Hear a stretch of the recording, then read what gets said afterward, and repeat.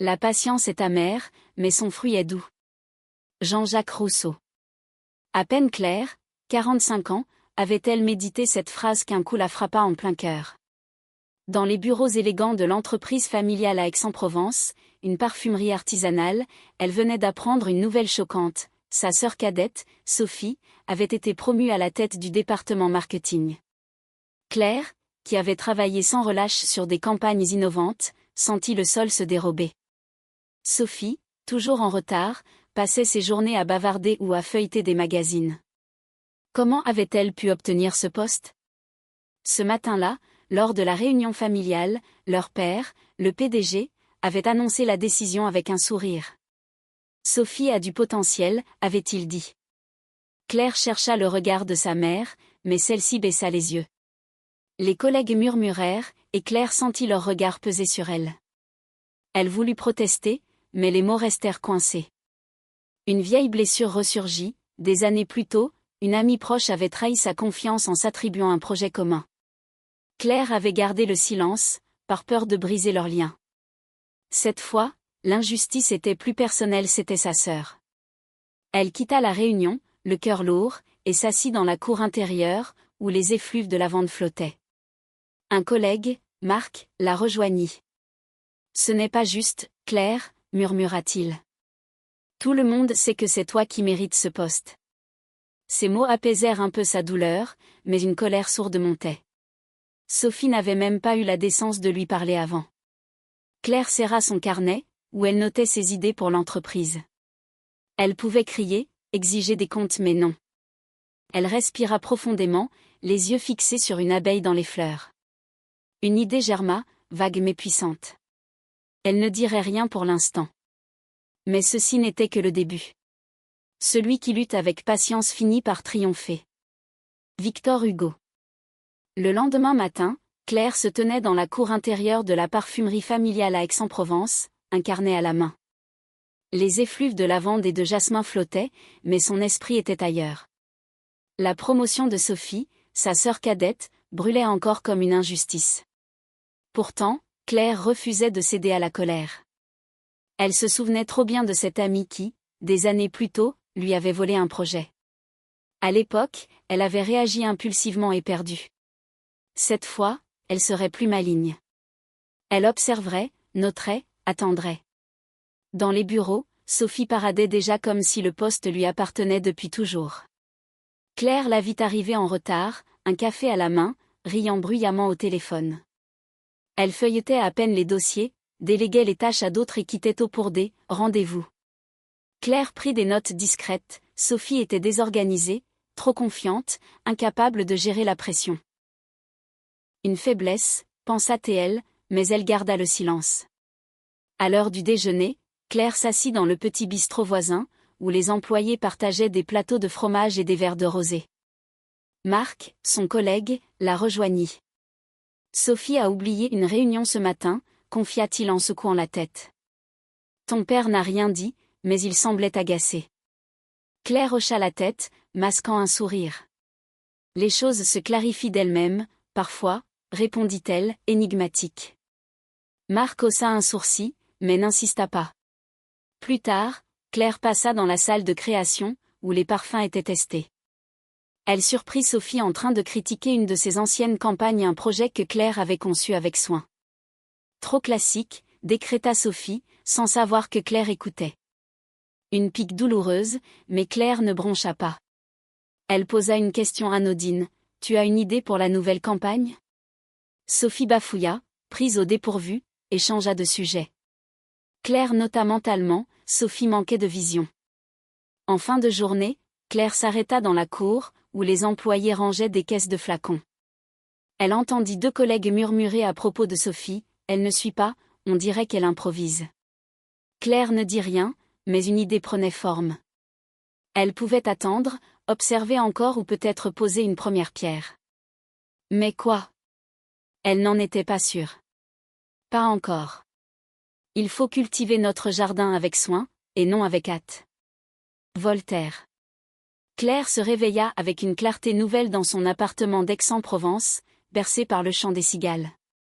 Les observations des derniers jours, l'arrogance désorganisée de Sophie, son manque de vision avait planté une graine dans son esprit.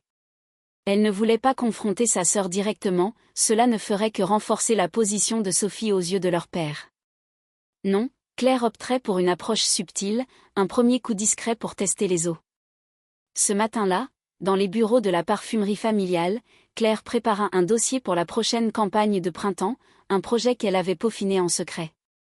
Elle le glissa sur le bureau de Sophie, accompagnée d'une note anodine, une ébauche à revoir, si tu veux.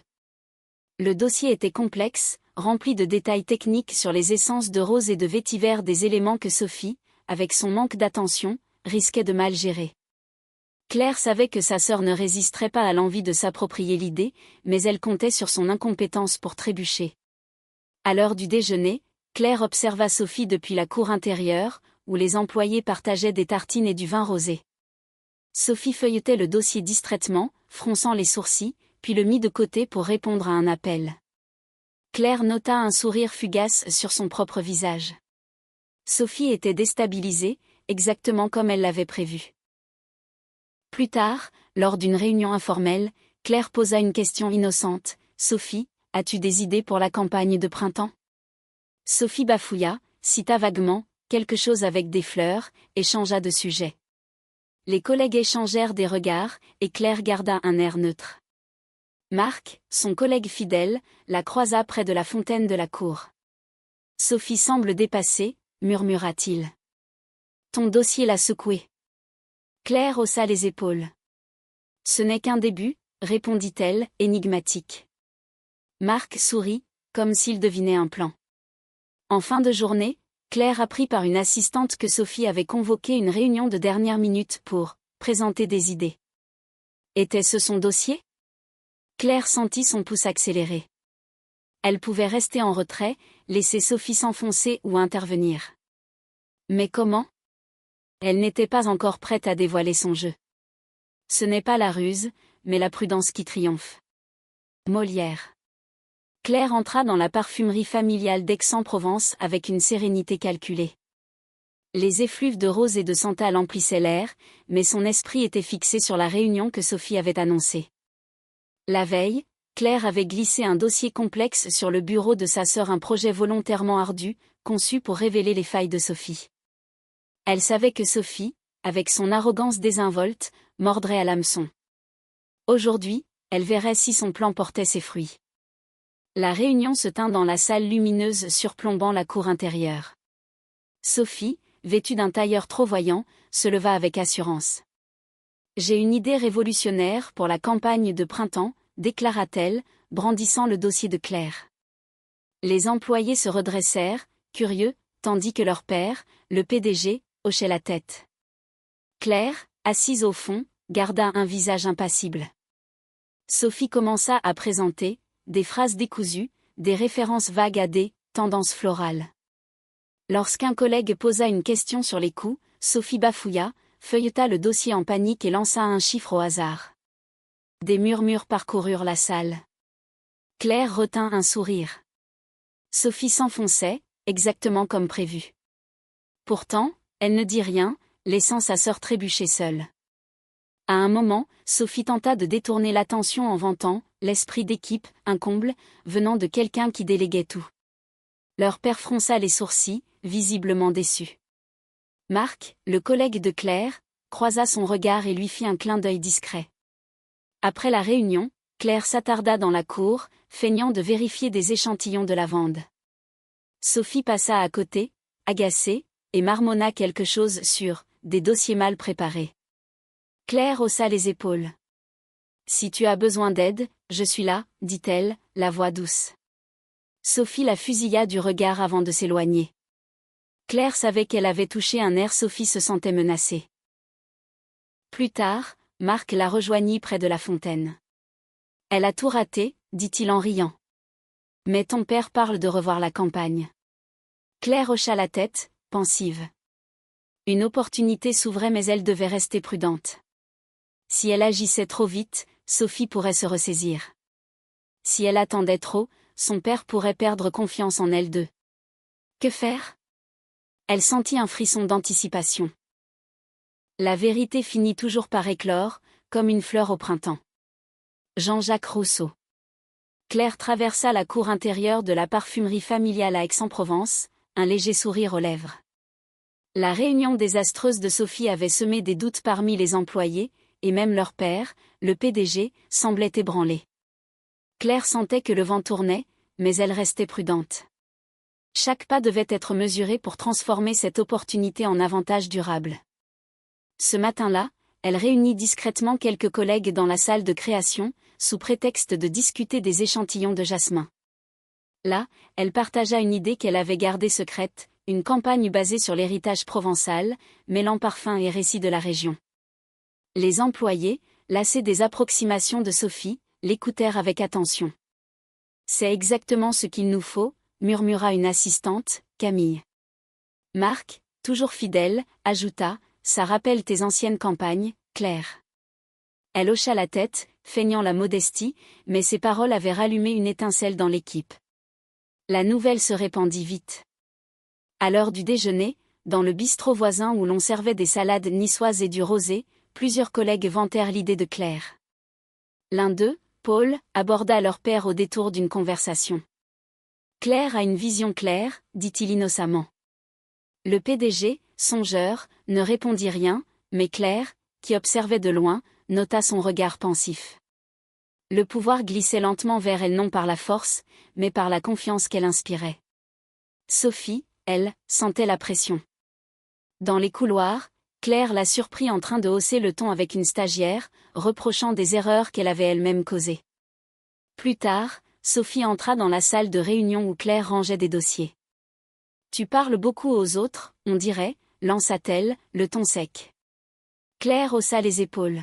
« Je fais juste mon travail, Sophie. » Son calme désarma sa sœur, qui tourna les talons, visiblement nerveuse. En fin de journée, Claire s'arrêta près de la fontaine de la cour, où les reflets du soleil dansaient sur l'eau. Marc la rejoignit. « Ton père veut une nouvelle réunion demain, » annonça-t-il. « Il parle de revoir les responsabilités. » Claire sentit son cœur s'accélérer. Était-ce sa chance? Ou Sophie préparait-elle une contre-attaque?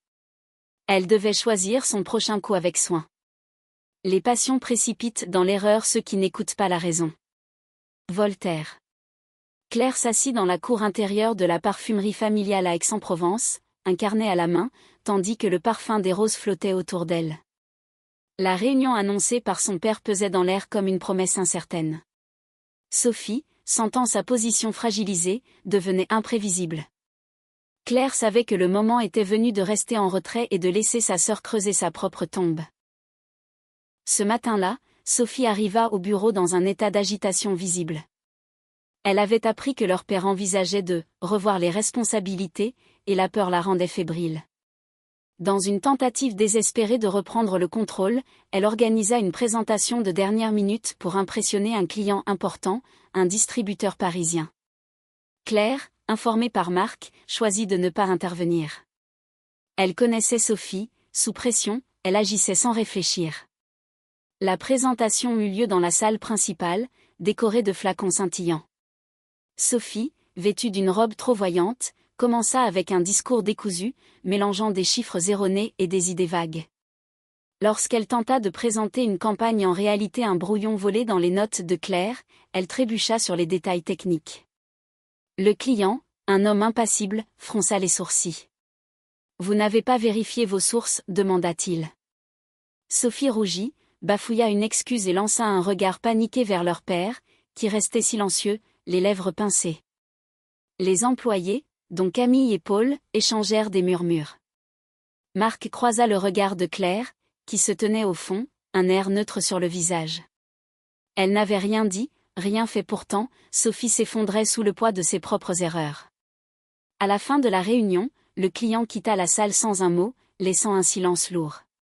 Sophie, humiliée, tenta de rejeter la faute sur une assistante, mais personne ne la crut. Plus tard, dans le bistrot voisin où les employés partageaient des tapenades et du vin rosé, Marc s'approcha de Claire. « Elle a tout gâché, » dit-il, un sourire en coin. « Ton père veut te parler ce soir. » Claire hocha la tête, son pouce accélérant. Était-ce le moment de frapper? Ou devait-elle attendre que Sophie s'enfonce encore plus? Elle serra son carnet, où une nouvelle idée prenait forme. La justice, comme l'amour, agit dans le silence. Victor Hugo. Claire se tenait dans la salle de création de la parfumerie familiale à Aix-en-Provence, entourée de flacons scintillants et d'effluves de lavande. La débâcle de Sophie lors de la présentation aux clients parisiens avait ébranlé la confiance de leur père, et Claire savait que l'heure était venue. Elle avait patiemment tissé sa toile, laissant Sophie s'enliser dans ses erreurs.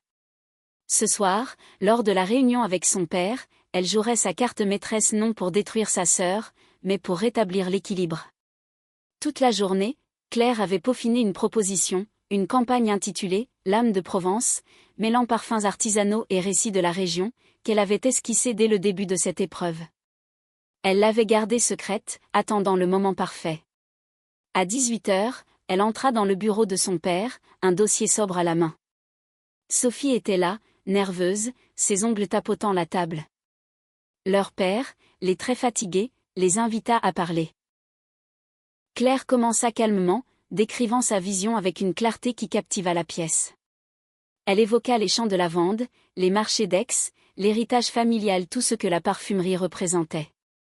Chaque mot était mesuré, chaque idée ancrée dans des données solides. Les yeux de son père s'illuminèrent, un sourire rare sur son visage. Sophie, elle, se tortilla sur sa chaise, tentant d'interrompre. « J'avais pensé à quelque chose de similaire », bafouilla-t-elle, mais son père leva la main. « Laisse Claire finir. » Quand Claire conclut, un silence suivit. Puis son père se tourna vers Sophie. « Et toi, qu'as-tu préparé ?» Sophie, prise au dépourvu, bredouilla des excuses, évoquant des « imprévus ». Claire resta impassible, mais son cœur battait fort. Elle avait gagné non par la ruse, mais par la vérité. Son père hocha la tête. « Claire, ta proposition est excellente. Nous en reparlerons demain. » En quittant le bureau, Sophie lança un regard blessé à Claire. « Tu crois que tu peux tout prendre ?» murmura-t-elle. Claire, pour la première fois, répondit doucement, « Je veux juste ce qui est juste, Sophie. » Sa sœur s'éloigna, le visage fermé. Dans la cour intérieure, Marc croisa Claire. « Tu as été brillante, dit-il. » Mais Claire savait que ce n'était pas fini. Sophie pouvait encore réagir ou se résigner. Que ferait-elle? Le vrai bonheur est dans la paix des cœurs. Jean-Jacques Rousseau. Claire se tenait dans la cour intérieure de la parfumerie familiale à Aix-en-Provence, les rayons du soleil dansant sur les pavés. L'air embaumait la lavande, et pour la première fois depuis longtemps, elle se sentait légère. Sa présentation de la campagne, L'âme de Provence, avait convaincu son père, et la vérité sur Sophie s'était révélée d'elle-même. Pourtant, Claire ne cherchait pas à humilier sa sœur, elle voulait réparer, non détruire. Le lendemain de la réunion, son père l'appela dans son bureau. Sophie était là, silencieuse, les yeux baissés. « Claire, ta campagne est approuvée, déclara-t-il. Tu prends la tête du département marketing. » Il se tourna vers Sophie, plus doucement. « Sophie, tu as beaucoup à apprendre. Travaille avec ta sœur. » Claire hocha la tête, sans triomphalisme. Elle vit une lueur de honte dans le regard de Sophie, mais aussi autre chose, du soulagement, peut-être. Plus tard, dans la salle de création, Claire rangeait des échantillons de jasmin quand Sophie entra. « Je suis désolée, » murmura-t-elle, la voix tremblante. « J'ai cru que je pouvais tout gérer, mais j'ai eu tort. » Claire posa une main sur son bras. « On est une famille, Sophie. On peut avancer ensemble. » Sophie esquissa un sourire, hésitant mais sincère. Les semaines suivantes, Claire et Sophie collaborèrent sur la campagne. Sophie, libérée de la pression, montra une créativité inattendue, tandis que Claire guida le projet avec assurance. Lors du lancement, dans un marché provençal illuminé de lanternes, les clients applaudirent les nouveaux parfums. Marc, Camille et les autres employés levèrent leurs verres de rosé, célébrant non seulement le succès, mais aussi l'unité retrouvée. Dans la cour, sous un ciel étoilé, Claire réfléchit à son parcours.